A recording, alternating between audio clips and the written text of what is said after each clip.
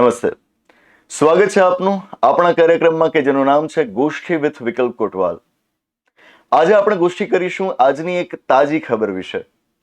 ખબર કે જે પાકિસ્તાનની છે. ખબર પાકિસ્તાનથી આવી છે પણ ભારતના સંદર્ભમાં પણ એનું મહત્વ છે. તો પાકિસ્તાન સાથે જોડીને આ આખી ઘટનાને સમજવા માટે આજે આપણે ગોષ્ઠી કરવાના છીએ. ખબર આવી છે પાકિસ્તાનની લાહોર હાઈકોર્ટથી. લાહોર હાઈકોર્ટે આજે પાકિસ્તાન પિનલ કોડની સેક્શન 124A ને ગેરબંધારણીય જાહેર કરી છે અને નલ એન્ડ વોઇડ ડિક્લેર કરી છે. સેક્શન 124A કે જે સેડિશન વિશે છે, રાજદ્રોહ વિશે છે, અને લાહોર હાઈકોર્ટે આજે જ ગેરબંધારણીય જાહેર કરી છે. સવાલ થાય આપણને કે એમાં આપણે શું, ભારત સાથે આનો શું સંબંધ છે, જાણીએ. વાત છે 1833ના વર્ષની કે જ્યારે હજુ આપણે આઝાદ થયા નહોતા, હજુ અંગ્રેજોનું રાજ ભારત પર હતું અને બ્રિટનની સરકારનું ભારત ઉપર રાજ નહોતું. ત્યારે એક ખાનગી કંપનીનું રાજ ભારત પર હતું. બ્રિટિશ ઈસ્ટ ઇન્ડિયા કંપનીના શાસન હેઠળ આપણો દેશ ચાલતો હતો. એ સમયે 1833ના વર્ષમાં બ્રિટનની સંસદે આપણા દેશ માટે એક કાયદો ઘડ્યો હતો, ચાર્ટર અધિનિયમ 1833, જેમાં ઘણી બધી જોગવાઈઓ સાથે ભારત માટે એક લો કમિશન બનાવવા માટેની વાત કરાયેલી હતી. ભારતના કાયદાઓ ઘડવા માટે એક લો કમિશન, એક કાયદા પંચ બનાવવા માટેની જોગવાઈ એમાં કરાયેલી હતી. જે જોગવાઈ પ્રમાણે 1834ના વર્ષમાં ભારત માટે પહેલું લો કમિશન બને છે, જેના અધ્યક્ષ હતા થોમસ મેકોલે. કદાચ નામ આપે સાંભળ્યું જ હશે. આ લો કમિશનની ભલામણોના આધારે ભારત માટે એક દંડ સંહિતા તૈયાર કરાય છે. એ જ દંડ સંહિતા કે જેને આપણે કહીએ છીએ ભારતીય દંડ સંહિતા, ઇન્ડિયન પિનલ કોડ, ટૂંકમાં આપણે આઈપીસીના નામે ઓળખીએ છીએ. 1860ના વર્ષમાં આ ઇન્ડિયન પિનલ કોડ તૈયાર કરાય છે. આ ઇન્ડિયન પિનલ કોડમાં આગળ જતા એક કલમ દાખલ કરાઈ. એ કલમ એટલે 124A, જે સેડિશન વિશે છે, જે રાજદ્રોહ વિશે છે. રાજદ્રોહ એટલે કે એમાં વ્યાખ્યા કરાઈ છે કે જ્યારે પણ કોઈક વ્યક્તિ પોતાના શબ્દો દ્વારા, શબ્દો એ પછી બોલાયેલા હોઈ શકે, લખાયેલા પણ હોઈ શકે, અને માત્ર બોલાયેલા કે લખાયેલા શબ્દો એવું જ નહીં, વ્યક્તિ જો પોતાના સંકેતો દ્વારા પણ સરકાર વિરુદ્ધનું કોઈ કૃત્ય કરે, કાયદા દ્વારા સ્થાપિત જે સરકાર છે, માનો કે એને ઉખેડી ફેંકવાની કોશિશ કરે, એના વિરુદ્ધનું કોઈ કૃત્ય કરે, અથવા તો કોઈકને એવું કરવા માટે ઉશ્કેરે, તો 124A કહે છે કે એ એક રાજદ્રોહનું કૃત્ય ગણાશે અને એટલો ગંભીર ગુનો છે કે જેના માટે આ કલમમાં સજા નક્કી કરાઈ છે, લાઈફ ટાઈમ ઇમ્પ્રિઝનમેન્ટ, આજીવન કારાવાસની સજા નક્કી કરાયેલી છે, અથવા તો 3 વર્ષ સુધીની સજા પણ એમાં આપી શકાય. હવે ઇન્ડિયન પિનલ કોડની અંદર આ કલમ હતી જ. અંગ્રેજોએ મૂળ રીતે ભારતની અંદર જે આઝાદી માટેની ચળવળ ચાલી રહી હતી એને દબાવવા માટે, એને સપ્રેસ કરવા માટે આ પ્રકારની કલમ રાખેલી હતી. આપ જોશો, ઇતિહાસ વાંચશો તો આપને મળી આવશે કે આપણા ઘણા જ પ્રોમિનન્ટ ફ્રીડમ ફાઇટર્સ, સ્વાતંત્ર્ય સેનાનીઓની વિરુદ્ધ અંગ્રેજોએ આ કલમનો ઉપયોગ કરેલો હતો. હવે થાય છે એવું કે 1947ના વર્ષમાં આપણે આઝાદ થઈએ છીએ. આઝાદ થઈએ છીએ પણ ભાગલા સાથે આઝાદ થઈએ છીએ. ભારત અને પાકિસ્તાન એમ બે દેશ આઝાદ થયા. જે ઇન્ડિયન પિનલ કોડ હતો એ આઝાદી બાદ હવે પાકિસ્તાન પણ અપનાવવાનું નક્કી કરે છે, પણ એને એ પોતાના નામે સ્વીકારે છે. ભારતમાં એનું નામ ઇન્ડિયન પિનલ કોડ જ રહ્યું, પણ પાકિસ્તાનની અંદર એનું નામ બદલાઈને થઈ જાય છે પાકિસ્તાન પિનલ કોડ. કહેવાનો અર્થ એ છે કે આ એ આઈપીસી જ છે કે જે પાકિસ્તાનમાં લાગુ પડતો, ફક્ત એનું નામ બદલાયું. આ જ રીતે નામ જમ્મુ કાશ્મીરના સંદર્ભમાં પણ બદલાયું હતું. જમ્મુ કાશ્મીરને તો પહેલેથી આપણે વિશેષ દરજ્જો આપી રાખેલો હતો, તો આપણા બધા કાયદાઓ ત્યાં આગળ લાગુ નહોતા પડતા, આઈપીસી લાગુ નહોતો પડતો.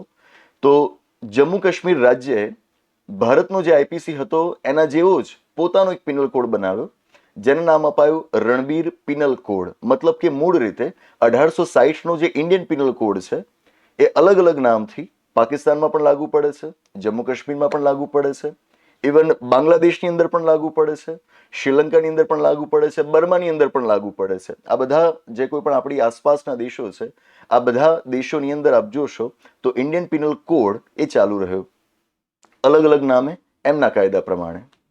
હવે આની કલમ 124A, અંગ્રેજોના સમયમાં એનો વ્યાપક દુરુપયોગ થયો હતો. આઝાદ ભારતની અંદર સરકાર કોઈનો અવાજ દબાવવા માટે આ કલમનો ઉપયોગ ન કરે, એવા વ્યક્તિઓ કે જે સરકારની ટીકા કરી રહ્યા છે, તંદુરસ્ત ટીકા કરી રહ્યા છે, એમને દબાવવા માટે આ કલમનો ઉપયોગ ન કરે, એ માટે અપેક્ષિત હતું કે આ કલમ ઇન્ડિયન પિનલ કોડમાંથી નીકળી જાય. ત્યાં સુધી કે આપણી બંધારણ સભા પણ ઈચ્છતી હતી કે આ કલમ આપણા બંધારણમાં આપણા ઇન્ડિયન પિનલ કોડમાં ન રહે.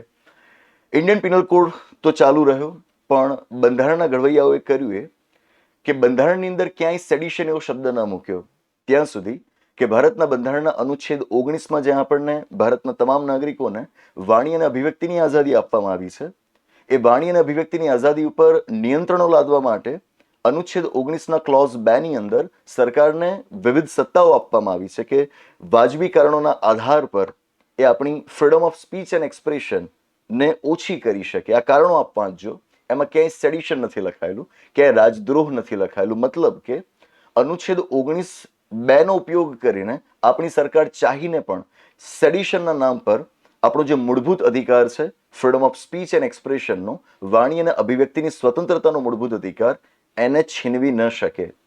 તો આ સંદર્ભે જોતા તો 124A વધુ જ વિવાદાસ્પદ બની જાય, 124A હોવી જોઈએ કે ન હોવી જોઈએ એ બાબતના વિવાદો વધી જાય અને વધ્યા. ત્યાં સુધી વધ્યા કે આ મામલો પહોંચ્યો સુપ્રીમ કોર્ટમાં. 1962ના વર્ષમાં આપણી સુપ્રીમ કોર્ટમાં સંદર્ભે કેસ થાય છે કેદારનાથ કેસ.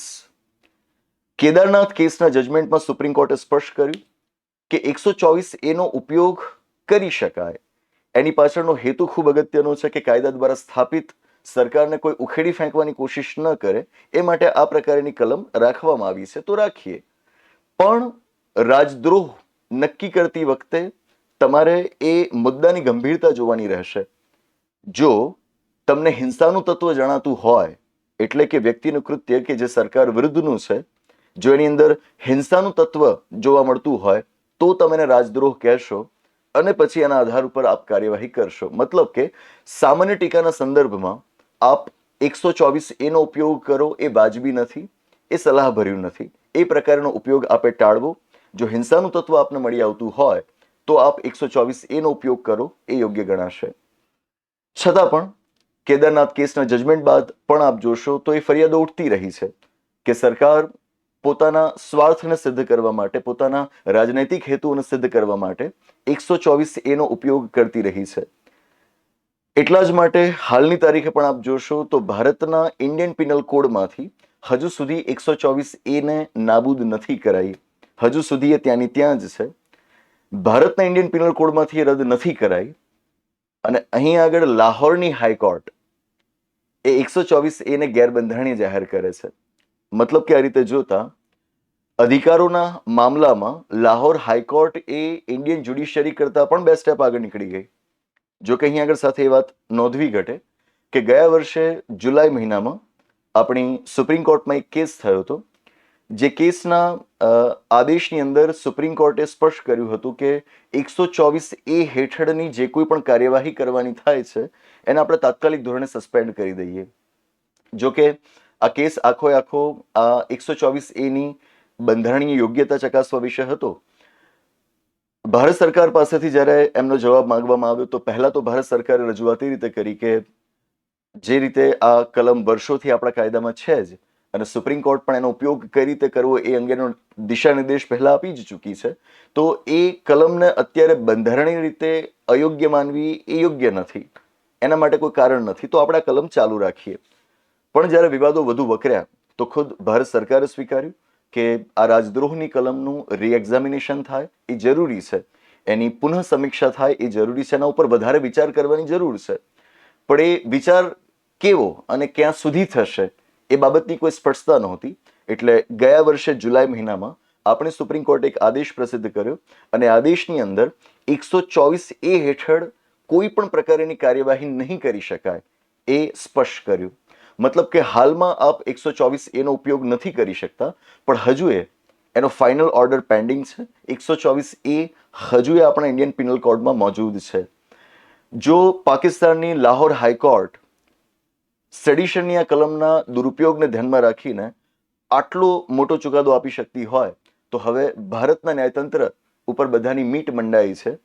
ખાસ તો કાયદાના જે જાણકારો છે એમનો મોટા ભાગનાનો એ પક્ષ રહ્યો છે કે આ કલમ હાલના આ લોકતાંત્રિક આધુનિક યુગમાં હોય એ સલાહભર્યું નથી. તો હવે જોવાનું એ થાય છે કે ઇન્ડિયાની જ્યુરિસ્પ્રુડન્સ કઈ રીતે આગળ વધે છે, ભારતની અંદર હવે આ સેડિશનની કલમનું શું થાય છે. તો આ વાત હતી પાકિસ્તાનની લાહોર હાઈકોર્ટના ચુકાદા વિશે, જેનો ભારતના ઇન્ડિયન પિનલ કોડ સાથે સીધો જ સંબંધ છે. આપણે એના વિશે ગોષ્ઠી કરી. આવનારા એપિસોડમાં આવા જ વધુ કોઈ એક રસપ્રદ મુદ્દા સાથે પાછા મળીશું, પાછી ગોષ્ઠી કરીશું. આભાર. નમસ્તે.